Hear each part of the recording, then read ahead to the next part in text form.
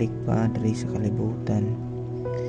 Sama siya sa panganod nga mahanaw ang tao nga munaog ngadto sa mga lubganan sa mga patay, puy-anan sa mga patay. So dili na siya mopauli ngadto siyang balay ug ang iyang dapit di na makaila kaniya. So mo na atong unang video kong giingon ug nagi magpakita kaninyo sa inyong panimalay. Sama sa mga naong sa inyong mga kaliwat nga nawala na diri sa kalibutan, dili gayud na sila kundi mao kana ang mga daotang espiritu sa demonyo nagpakaron ingnon inyong kaliwat para danihon kamo. So usa ato yun ning